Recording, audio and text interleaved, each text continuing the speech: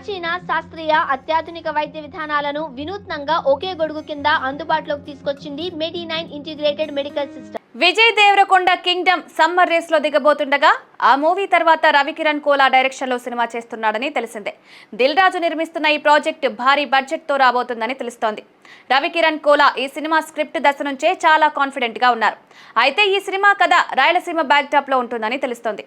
అంతేకాదు లేటెస్ట్ గా ఈ సినిమా టైటిల్ ని రౌడీ జనార్దన్ గా ఫిక్స్ చేశామని దిల్ రాజు లీక్ చేశాడు.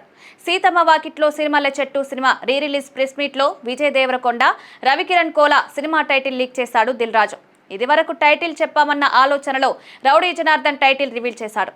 అయితే ఇలా టైటిల్స్ లీక్ చేయడం చిరంజీవి నుంచి అలవర్చుకున్నారేమో కానీ టైటిల్ చెప్పేశాక ఏంటి టైటిల్ చెప్పేశానా అని అనుకోవడం దిల్ రాజు వంతైంది. ఇదిలా ఉంటే ఈ టైటిల్ చూసి రౌడీ ఫ్యాన్స్ నిజంగానే షాక్ అవుతున్నారు. రౌడీ జనార్దన్ విజయ్ కి పర్ఫెక్ట్ టైటిల్ అంటున్నారు. అంతేకాదు రాయలసీమలో జరిగే కథ కాబట్టి తప్పకుండా ఈ సినిమా నెక్స్ట్ లెవెల్లో ఉంటుందని ఫిక్స్ అవుతున్నారు. విజయ్ దేవరకొండ ఫ్యాన్స్ ఒక మంచి మాసివ్ హిట్ కోసం ఎన్నో రోజులుగా ఎదురు చూస్తున్నారు. అయితే కింగ్డమ్ టీజర్ చూసి ఇది పక్కా ష్యూర్ షాట్ హిట్ అని డిసైడ్ అయిన Vijay Devarakonda fans Ravikiran cinema title Rowdy Janardhan అనేసరికి మరింత ఎగ్జైట్ అవుతున్నారు. విజయ్ దేవరకొండని అందరూ ముద్దుగా రౌడీ స్టార్, రౌడీ హీరో అనేస్తుంటారు. అతను తన ఫ్యాన్స్ ని రౌడీస్ అంటుంటాడు. సో అతను కూడా రౌడీ హీరో అనే భావన కలిగించాడు.